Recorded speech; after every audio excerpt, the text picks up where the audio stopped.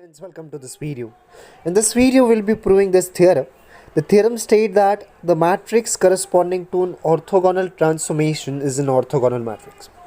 In the previous standard, we have learned that what is an orthogonal matrix.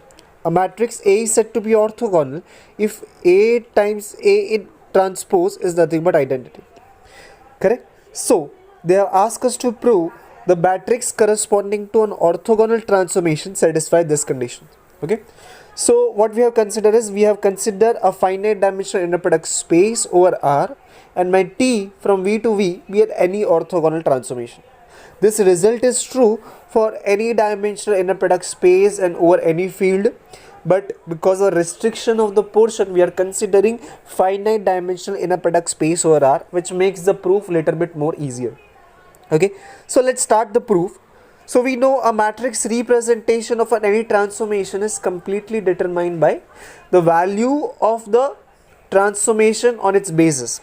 So we are interested in basis. Okay, so let me just consider, let my ei I running from 1 to n be an orthonormal basis of V. Okay, since we know this T is a orthogonal transformation, it will send an orthonormal basis to an orthonormal basis. Therefore, my T of ei, where I running from 1 to n, is also an orthonormal basis of V. Okay, you can write the reason. Since my T is an orthogonal transformation, we have learned this result equivalence definition of an orthogonal transformation. Okay, so now I know these two things, correct? I want to find out the matrix representation. For that, let me just consider, let my T of ei to be same as summation. Since my T of ei is again an element of V and the V has a basis as ei's, so T of ei is nothing but linear combination of, let me write ej, and there will be some coefficient which will relate this I and this j, so I will write aij, where this j is running from 1 to n, and this thing is true for all I running from 1 to n, correct? Okay, so from this I know my matrix representation will look like how. So it will be a11 a12 dot a1n, and similarly the last column will be an1 till ann, correct? So this is nothing but the matrix representation of T with respect to this consideration as a coefficient. Okay, where these coefficients are from R, correct, since we have an inner product space over R. Okay. So now I want to talk about T into T transpose, correct? So before doing that, let us just consider something interesting which will help us to prove what we require. Let me just consider in a product of T of ei with T of ej. Okay, what is this? This is also an orthonormal basis, correct? So since it is an orthonormal basis, this is same as delta ij, and from this I can write these two values, means T of ei as this summation and T of ej will be the similar summation. So let me just write. Okay, since I am using j over here, I won't use j over here, I will use some other variable. Suppose I consider k, summation k running from 1 to n a I k e k, comma summation a j, I will use another variable m e m, and this m is running from 1 to n, and the inner product is nothing but delta ij, correct? Okay, after this we know this inner product is linear, hence this constant coefficient part can come out. Similarly for this, since we are working over R, this the coefficient which are coming over from this second coordinate will be as it is. If we are working over C, then it will come as a bar, correct, that we know. Okay, so over here this will be like summation k running from 1 to n a I k, summation m running from 1 to n a j m, inner product of e k with e m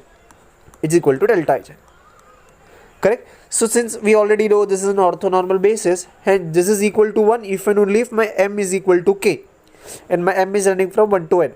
For the other values of m, it is 0. Hence I can write this is same as summation k running from 1 to n a I k. Here whenever m is k, then only it is 1, otherwise it is giving 0. Hence I will put a j k is equal to delta ij. Correct? I hope you guys have understood this. So this is a really interesting thing. If you observe this, this is interesting. If you see, this are nothing but the coefficient from ith column, and these are nothing but the coefficient from jth column. Because they are telling us the inner product of ci with cj is equal to delta ij. Correct? You observe here, the first column was a11, a12, a1n. So these numbers are actually coming from which column? The ith column. This is coming from jth column. Correct? So, and the summation of this is nothing but the inner product of these two columns. Okay. So if you observe this, can you conclude that T into T transpose is identity? Okay. So let me just write the matrix T like this. By matrix T will be column 1, column 2, then there will be column n. Correct? Let me just write T transpose over here. The T transpose will be having this column as its rows, and it will be C1, C2, dot dot dot Cn. Correct? Okay.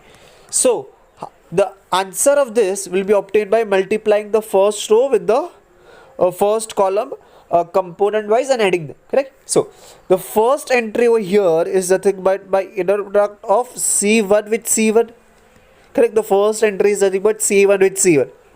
The second entry is nothing but C1 inner product with C2. It is C1 inner product with C2. Similarly, the last entry will be C1 inner product with Cn. Okay, let's just come to second row. The second row, first column, it is C2 C1. Then it is C2 C2. Then at the end it is C2 Cn. The same idea will give us it over here Cn C1 dot dot dot Cn Cn. Correct? Now we know the inner product of this column is equal to delta ij. Means whenever they are same, answer is 1, otherwise it is 0. Hence this is same as 1 0 0 0 0 0. Over here it is 0 1, then 0 0 0 0 0.